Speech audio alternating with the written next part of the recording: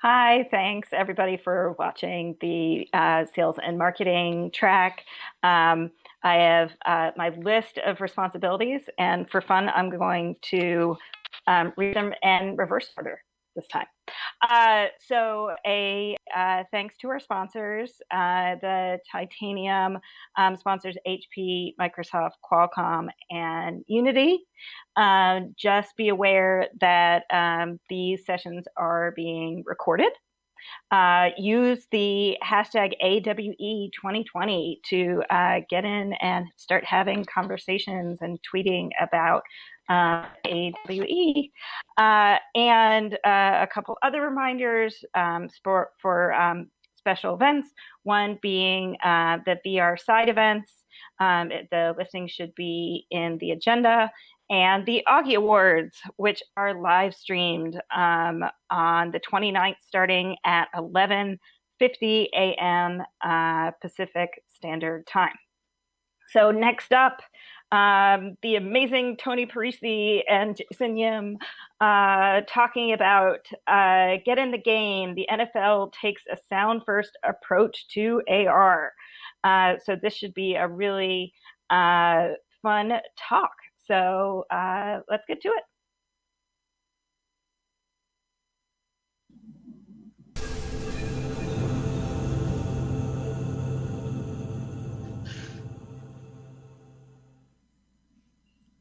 Hi, everyone, and welcome to our session, Get in the Game. The NFL takes a sound-first approach. I'm Tony Parisi from Unity Technologies, and I'm here with my pal Jason Yim, the founder of Trigger Global, to talk to you about spatial audio, augmented and virtual reality, and the future of entertainment. Thanks so much for being here. Thanks to the AWE organizers for having us here. And let's get into it. Jason, take it away. Why don't you introduce yourself? Tell us a little bit about Trigger before we get into the meat of the topic. Sounds good. And always great to be on another panel with you, Tony. So, love it. All right, so let's hop on to the next slide, which is the Trigger slide. Here we go. Yeah, so we are Trigger. We are the mixed reality agency. I think we're safe to say we're kind of a pioneer and a leader in this space. We've been doing this for quite a while now. Our first AR project was 10 years ago. We've had 175,000 hours of dev experience in AR and XR, and over 300 plus deployed projects. So our primary focus these days, trying to kind of, instead of being everything XR, we are focused on entertainment marketing. And these are the main use cases that we feel that are working right now. Augmented shopping, and then fan engagement, which is, of course, big on the sports side. Great, thanks for that. Well, a lot of you folks may know about Unity, anyone attending AWE, but just in case, I'll give you a quick intro. And I got to say, Jason and Trigger are some of our favorite XR developers out there. And what we do is all about supporting our great creators.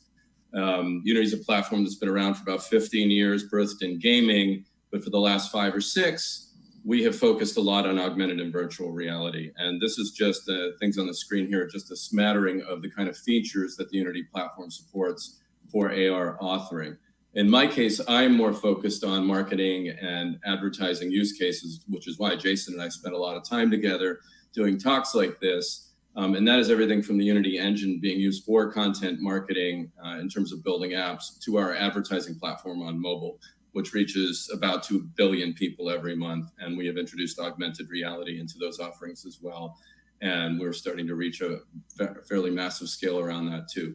So working with creators like Trigger and working on the bleeding edge of some of these technologies like spatial audio that we're about to talk about is super gratifying for us. So with that, why don't we get into some of your AR and spatial audio projects, Jason? Yeah, great. So the first one I want to talk about, and this was kind of like the first one for us as well, it was our introduction to Bose and their kind of spatial audio SDK. And it was for Star Wars. We've been the AR shop for Star Wars for since Star Wars was doing AR. So probably how long has that been now, Jason? Well, we were working with Lucasfilm like 12 years ago doing advert games and stuff. And then we were, the first AR application with Lucasfilm was for Force Awakens. So It was a massive campaign. It was like 9 billion press impressions around the world.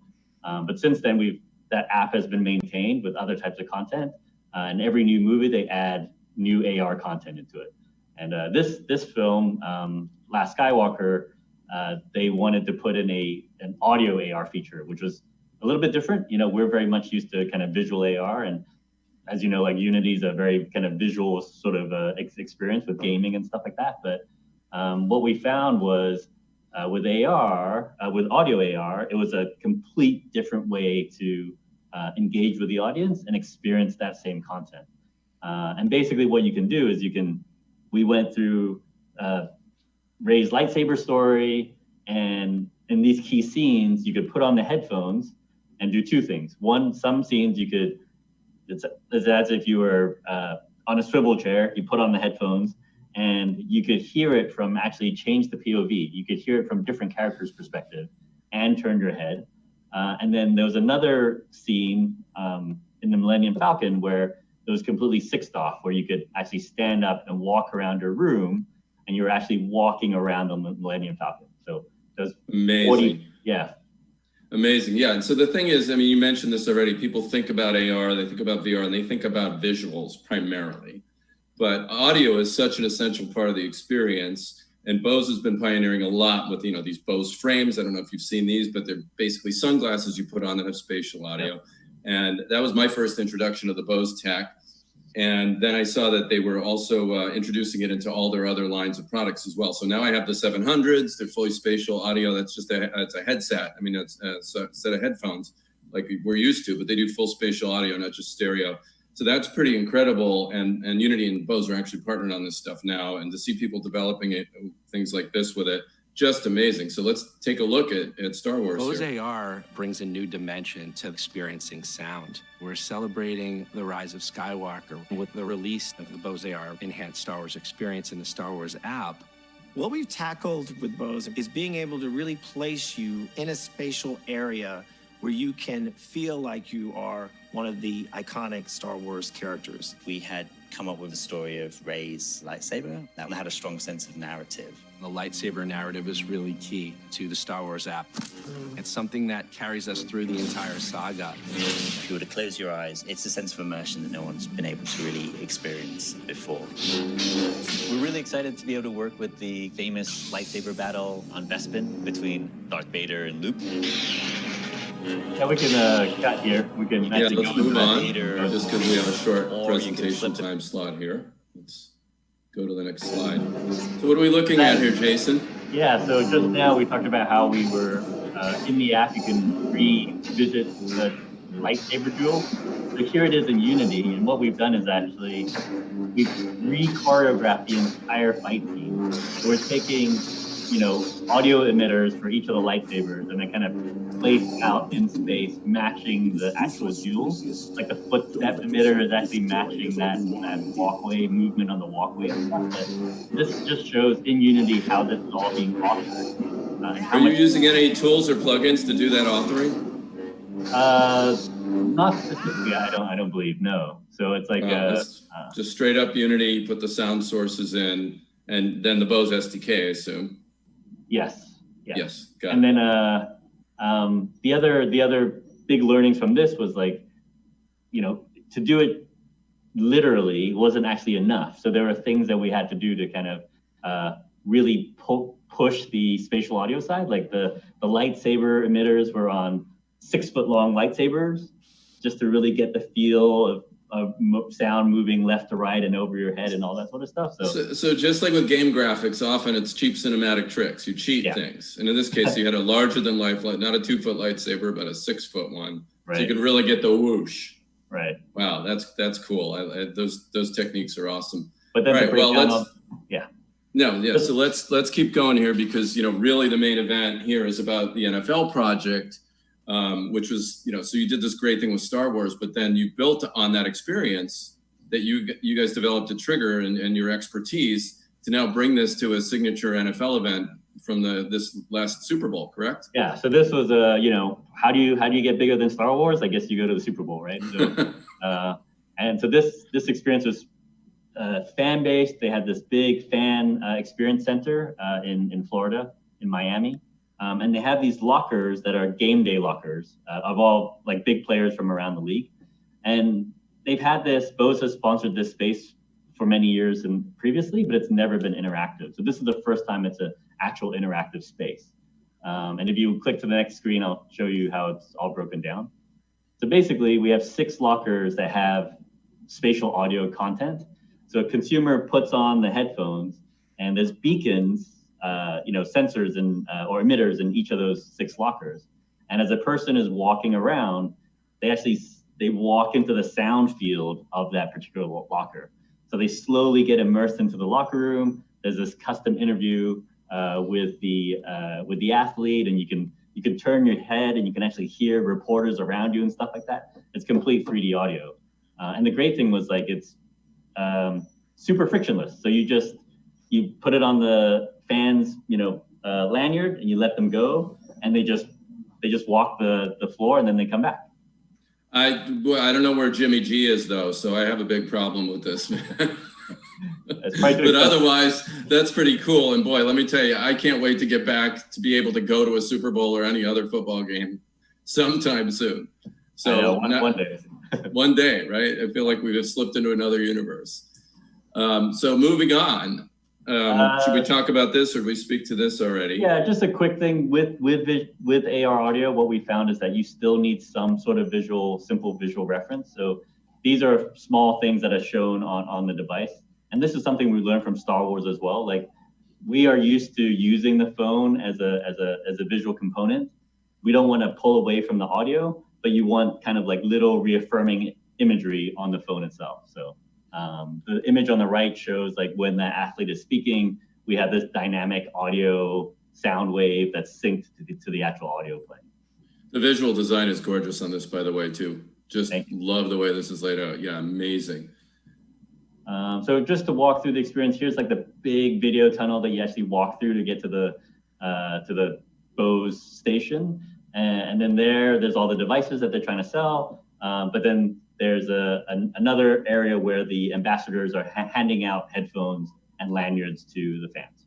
I'm trying to picture this live at the event. Is there actually sound guiding you through the tunnel as well, or is it mayhem here in this retail setting? So you don't really get into the experience until you put the cans on your head. Correct. And you fully shut out. They're noise cancelers, I assume, right? So you're shutting all that other stuff out. Wow. And that was part of the powerful part of it, was just like you're in this thing with like thousands of fans, and they have like other things going on at other sides and all that sort of stuff. And then you put on these headphones and it's just boom. Yeah. Love it. It's great. So the individual lockers themselves, there's, 6 out of the however many were actually activated. There's like this floor mat just to show which ones are working or which ones are kind of Bose activated. And then the beacons are hidden inside with the gear from the player.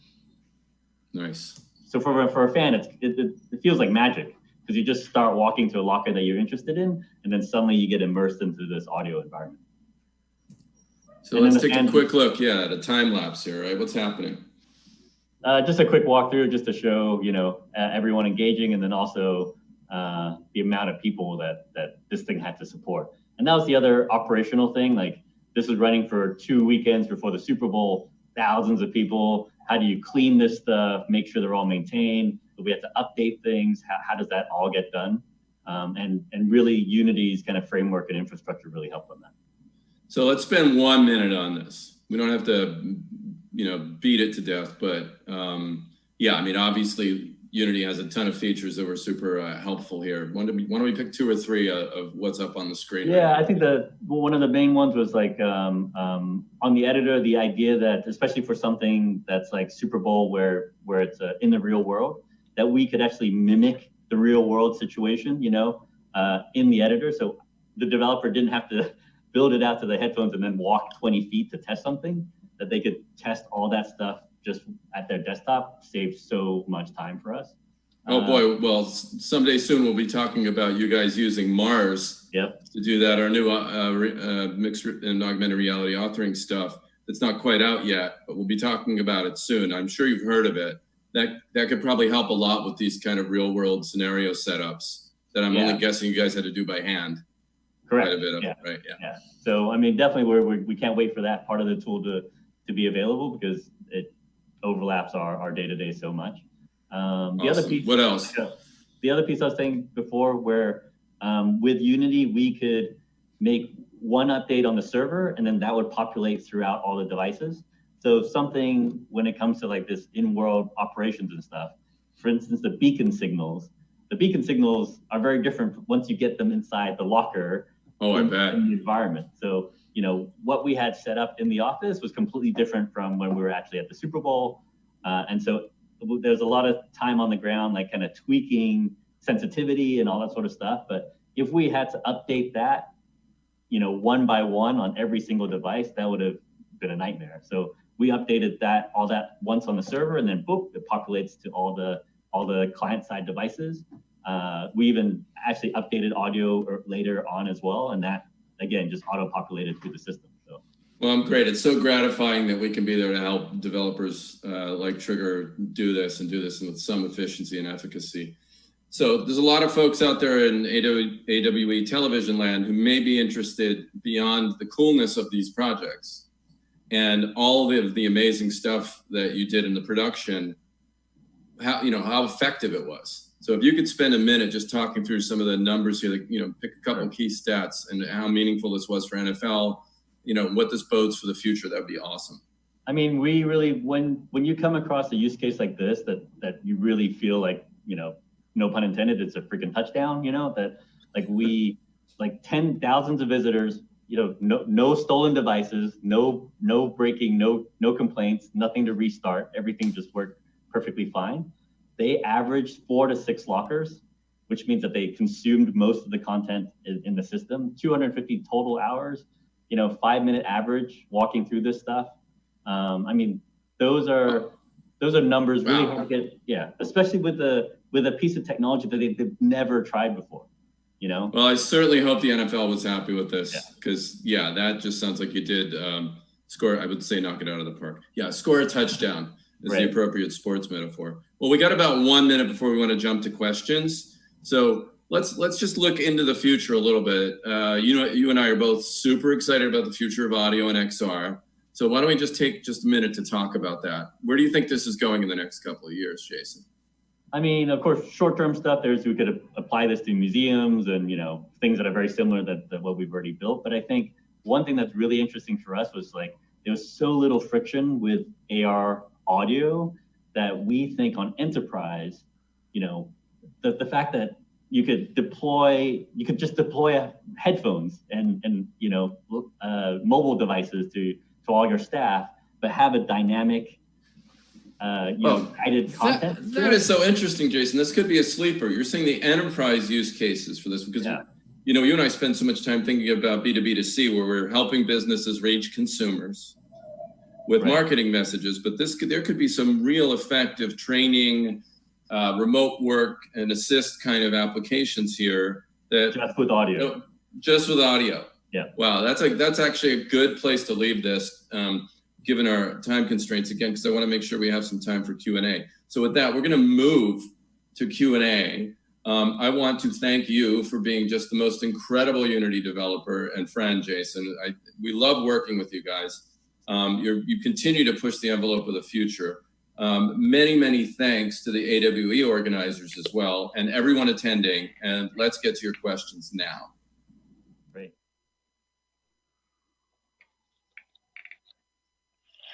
Hello, Jason and Tony. I'm so excited. Sam, that hi. was so fun. I tweeted and I'm like, I'm having way too much fun doing this.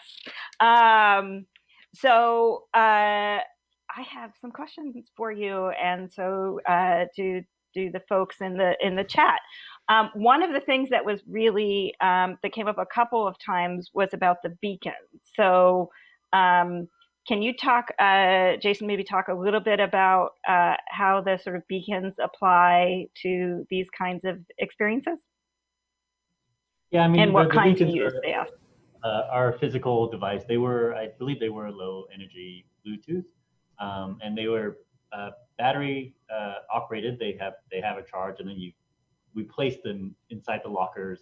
like hidden behind let's say a cap or some object in there.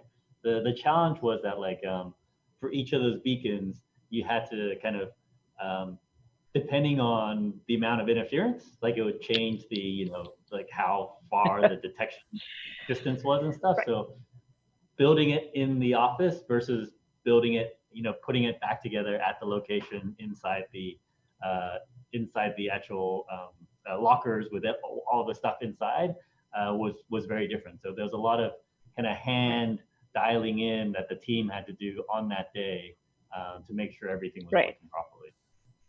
I've heard that kind of thing happens, especially in sporting arenas. It's perfect when nobody's there, and then you have everybody with their own cell phones, and not everything works quite as planned.